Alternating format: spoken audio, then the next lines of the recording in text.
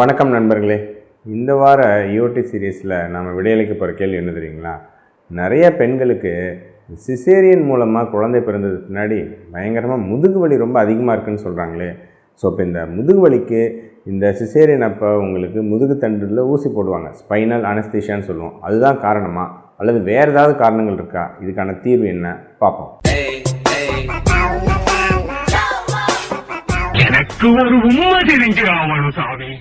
பொதுவாகவே நம்ம ஊரில் குழந்தை பிறப்பப்போ உங்களுக்கு பெரும்பாலும் மக்கள் விரும்புகிறது நேச்சுரல் டெலிவரி தான், அதாவது நார்மல் வெஜைனல் டெலிவரி, சுகப்பிரசவம்னு சொல்கிறோம் இல்லைங்களா.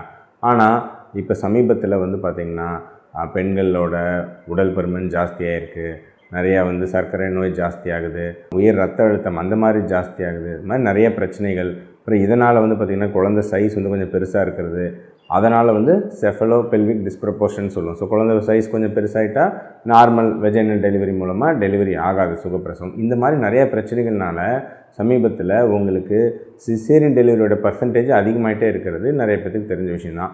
அதை பற்றி நிறைய விமர்சனங்களும் தொடர்ந்து வந்துட்டுருக்கு. ஆனால் இதில் முக்கியமாக பெண்கள் அவங்க கோணத்தில் இருந்து இந்த சிசேரியன் டெலிவரி பண்ணால் முதுகில் ஊசி போகிறதுனால முதுகு வலி வந்துடுது, நாள்பட்ட முதுகு வலி வந்துடுது அப்படின்னு பெரும்பாலும் சொல்கிறது உண்டு. இது உண்மையா? இது சிசேரியன் டெலிவரினாலே வருதா, இல்லை இது என்ன காரணம்? ஸோ இதுக்கு தெரிஞ்சுக்கிறதுக்கு நமக்கு ஆல்ரெடி பார்த்திங்கன்னா சில ஆராய்ச்சிகள் பண்ணி பார்த்துருக்காங்க. ஃபஸ்ட்டு ஒரு 1994 ஒரு சின்ன ஆராய்ச்சி உங்களுக்கு சைனாவில் பண்ணி பார்த்துருக்காங்க. ஸோ அங்கே ஒரு 80 பேர் நார்மல் டெலிவரி, 80 பேர் சிசேரியன் டெலிவரி ரெண்டையும் கம்பேர் பண்ணி முதுகு வலி யாருக்கு அதிகம்னு பார்த்துருக்காங்க. ஆனால் பெரிதாக டிஃப்ரென்ஸ் இல்லை. அப்புறம் மறுபடியும் பார்த்திங்கன்னா இப்போ சமீபத்தில் ஒரு 2016 உங்களுக்கு தாய்வானில் மிகப்பெரிய டேட்டா பேஸ்ன்னு சொல்லுவோம். அவங்களோட ஒரு 13 வருஷத்தோட டெலிவரி ஆனவங்களோட ஒரு ஊரோட பெரிய டேட்டா பேஸ் எடுத்து ஒரு 60,000 டெலிவரி எடுத்து அதில் எத்தனை பேர்த்துக்கு சிசேரியன், எத்தனை பேர்த்துக்கு நார்மல் டெலிவரி, அதில் எந்த அளவுக்கு இந்த முதுகு வலி இருக்குது அப்படிங்கிறத ஆராய்ச்சி பண்ணி பார்த்துருக்காங்க. அதில் என்ன தெரிய வந்திருக்குன்னு பார்ப்போம். அந்த குறிப்பிட்ட பீரியடில் நார்மல் டெலிவரி 27,000 பேர்த்துக்கு நடந்திருக்கு. அதில் 8,500 பேர்த்துக்கு முதுகு வலி வந்திருக்கு, கிட்டத்தட்ட 31.5%. அதே பீரியடில் 8,600 பேர்த்துக்கு ஸ்பைனல் அனஸ்தீஷியா மூலமாக உங்களுக்கு சிசேரியன் டெலிவரி நடந்திருக்கு. அதுலேயும் 2,750 பேர்த்துக்கு உங்களுக்கு முதுகுவலி வந்திருக்கு, 31.8%.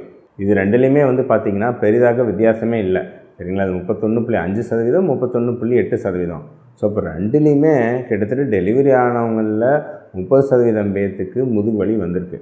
இது மட்டும் இல்லாமல் அவங்க இன்னொரு டேட்டா எடுத்து பார்த்துருக்காங்க. அதுலேயே நார்மலாக நமக்கு சிசேரியன் அப்போ யூஸ் பண்ணுற அனஸ்தீஷியா பேர் ஸ்பைனல் அனஸ்தீஷியான்னு சொல்லுவோம். அதுதான் இங்கே காமனாக யூஸ் பண்ணுறது இதில் எபிடியூரல் அனஸ்தீஷியான்னு ஒன்று இருக்குது. அது மூலமாக சிசேரியன் டெலிவரி பண்ணுறதை நம்ம கம்பேர் பண்ணி பார்த்துருக்காங்க. அதில் பார்க்கும்போது என்ன தெரிய வந்திருக்கு அப்படின்னா, அதில் 4,200 பேர்த்துக்கு அந்த எபிடியூரல் அனஸ்தீஷியா மூலமாக சிசேரியன் டெலிவரி பண்ணதில் ஒரு 1,500 பேர்த்துக்கு, அதாவது 31க்கு பதிலாக 35% கொஞ்சம் முதுகு வலி அதிகமாக இருக்குது. ஆனால் இதில் நம்ம தெரிஞ்சுக்கொண்ட விஷயம் என்னென்னா, நம்ம ஊரில் எபிடியூரல் அனஸ்தீஷியா மூலமாக சிசேரியன் டெலிவரி பெரிதாக பண்ணுறது கிடையாது. பெரும்பாலும் ஸ்பைனல் அனஸ்தீஷியா மூலமாக தான் சிசேரியன் டெலிவரி நம்ம ஊரில் பண்ணுறாங்க. எபிடியூரல் அனஸ்தீஷியா நார்மல் லேபருக்கு யூஸ் பண்ணுறாங்க. நார்மல் டெலிவரியில் எபிடியூரல் அனல்ஜீஷியா கொடுத்து உங்களுக்கு வலி, இந்த வலி இல்லா சுகப்பிரசவம்னு சொல்கிறாங்களா, அது பண்ணுறாங்க. ஆனால் அது அவங்க சொல்லலை, நல்லா புரிஞ்சுக்கணும். ஸோ அவங்க எபிடியூரல் அனஸ்தீஷியா மூலமாக சிசேரியன் டெலிவரி பண்ணுறதை கம்பேர் பண்ணி அதில் மட்டும் கொஞ்சம் உங்களுக்கு முதுகுவலி கொஞ்சமாக ஒரு 3% அதிகமாக இருக்கிறத சொல்கிறாங்க. ஆனால் நம்ம ஊரில் அது கிடையவே கிடையாது, அந்த ப்ரொசீஜர் பெரும்பாலும் நான் கேள்விப்பட்டதில்லை. ஸோ மெயினாக நம்ம ஊரில் normal delivery versus normal spinal anaesthesia மூலமாக சிசேரியன் டெலிவரி கம்பேர் பண்ணி பார்க்கும்போது உங்களுக்கு இந்த மிகப்பெரிய ஸ்டடியில் என்ன தெரிய வந்திருக்குன்னா, பெரிதாக டிஃப்ரென்ஸ் இல்லை. 2 குரூப்புக்கும் ஒரே மாதிரி தான் முதுகுவலி வந்திருக்கு, ஒரு 0.2% கூட வித்தியாசம் கிடையாது. அப்போ ஏன் முதுகுவலி வருது அப்படின்னு பார்த்திங்கன்னா, ஒரு 3-4 காரணங்கள் முக்கியமாக சொல்கிறாங்க. பொதுவாகவே பார்த்திங்கன்னா டெலிவரி ஆகிறதுக்காக அந்த நேச்சுரல் டெலிவரி நடக்கணும் அப்படிங்கிறது இயற்கையாகவே ரிலாக்ஸின் அப்படிங்கிற ஹார்மோன் சுரந்து நம்ம இடுப்பு பகுதியில் இருக்கக்கூடிய பெரும்பாலான தசைகளை, அப்புறம் அந்த லிகமெண்ட்ஸ், அது எல்லாத்தையுமே ரிலாக்ஸ் பண்ணி விட்டுரும் டெலிவரி அப்போ. ஈவன் அது நார்மல் டெலிவரினாலும் சரி, சிசேரியன் டெலிவரினாலும் சரி, இயற்கையாகவே இது நடக்கும். அதனால் ஜென்ரலாகவே இந்த லிகமெண்ட்ஸ்லாம் ரொம்ப லூஸாக இருக்கும். ஸோ அந்த சமயத்தில் லிகமெண்ட்ஸ் சரியாக ஸ்ட்ரைட் ஆகாமல் நம்ம சரியான முறையில் கவனிச்சிக்கல, நம்ம ஒரு சரியாக வெயிட் தூக்குறோம், ஈவன் நம்ம குழந்தைய ஒரு சரியான போர்ஷனில் நம்ம தூக்குறோம், அல்லது வந்து பார்த்திங்கன்னா சரியான வந்து ஒரு பொசிஷனில் உட்காரல, அல்லது தாய்ப்பால் கொடுக்குறாங்க, ஸோ பிரெஸ்ட் ஃபீடிங் பண்ணும்பொழுது சரியான போஸ்டரில் உட்காரல.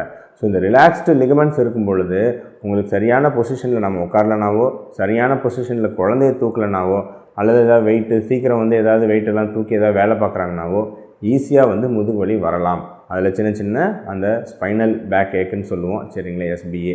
ஸோ பெரும்பாலும் இந்த ஸ்பைனல் பேக் ஏக்குன்னு நிறைய பேர் நினைக்கும் முதுகு தண்டில் வலி வருது கிடையாதுங்க, அது சுற்றி இருக்கக்கூடிய தசைகளில் தான் வலி வருது. ஸோ அதை மெயினாக தெரிஞ்சுக்கணும். ஸோ தசைகளில் தான் வலி வருது. ஸோ அது பெரும்பாலும் நம்மளுடைய ஸ்ட்ரெயின். அதுவும் சமீபத்தில் வந்து பார்த்திங்கன்னா உங்களுக்கு பிரசவமான பின்னாடி போஸ்ட்மார்ட்டம் வெயிட் கெயின்னு சொல்லக்கூடிய அதீத உடல் எடை அதிகரிப்பு அது வந்து ரொம்ப நம்ம ஊரில் அதிகமாகிட்டு வருது, சரிங்களா. 50 கிலோ 60 கிலோ இருந்த பெண்கள்லாம் டெலிவரி ஆன பின்னாடி 80-90 ஏறிடுறாங்க. அப்போது இன்னும் நம்ம முதுகுக்கு வந்து அவங்க வேலை செய்யும்போது ஏதாவது ஒன்று குழந்தை தூக்கும்போது இன்னும் முதுகுக்கு ஸ்ட்ரெயின் அதிகம் ஆகுது. ஸோ அதுதான் வந்து ஒரு முக்கியமான காரணம்.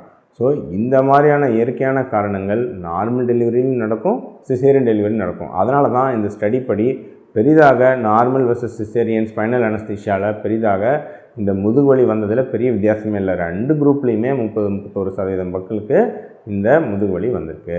ஸோ தெரிஞ்சுக்க வேண்டியது என்ன அப்படின்னா, இந்த முதுகுவலி வராமல் இருக்கிறதுக்கு உடல் எடை அதிகம் கூடாமல் பார்த்துக்கணும். ஸோ அதை பற்றி நம்ம ஆல்ரெடி பேசியிருக்கோம். கர்ப்பமான பின்னாடி பிரசவமான பின்னாடி உடல் எடை எப்படி கூடாமல் இருக்கிறது அல்லது குறைக்கணும்னு பாருங்கள். அப்புறம் நம்ம சரியான பொசிஷனில் உட்காரணும், சரியான பொசிஷனில் தாய்ப்பால் கொடுக்கணும், சரியான பொசிஷனில் குழந்தையை தூக்கிறது அதெல்லாம் ஹேண்டில் பண்ணணும். கட்டாயம் குழந்தை பிறந்து ஒரு மாதத்துலேயே வந்து சரியான உடற்பயிற்சிகள் அதெல்லாம் பண்ண ஆரம்பிக்கணும். முதுகுக்கு வந்து அப்பப்போ ஸ்ட்ரெச்சிங் உடற்பயிற்சிகள், முதுகு மசில்ஸை டைட்டன் பண்ணுறதுக்கான ஸ்ட்ரென்தனிங் உடற்பயிற்சிகள் அது முறையாக வந்து நீங்கள் டெலிவரியான மருத்துவமனையிலே கேட்டு அது அல்லது ஒரு ஃபிசியோதெரபிஸ்ட் அவங்ககிட்ட கேட்டு முறையாக இந்த பயிற்சிகளை பண்ண ஆரம்பிக்கணும். இதெல்லாம் பண்ண ஆரம்பித்தாவே இந்த முதுகுவலி வரதை குறைக்கலாம். ஸோ முதுகுவலி வரத்துக்கு முதுகுத்தண்டில் ஊசி போடுறதோ அல்லது வேறு எதுவும் காரணம் கிடையாது. அது உடல் எடையும் சரியான போஸ்டர் அப்புறம் சரியான முதுகுக்கு ஸ்ட்ரென்த் இல்லாமல் இருக்கிறது இதுதான் காரணம் அப்படிங்கிறத ஞாபகம் வச்சுக்கணும் எல்லா பெண்களும். ஸோ இதை குறைக்கிறதுக்கு இதை சரி செய்கிறதுக்கு தேவையான முயற்சிகளை எடுங்க. இந்த முதுகுவலியிலேருந்து உங்களை நீங்கள் பாதுகாத்துக்கலாம்.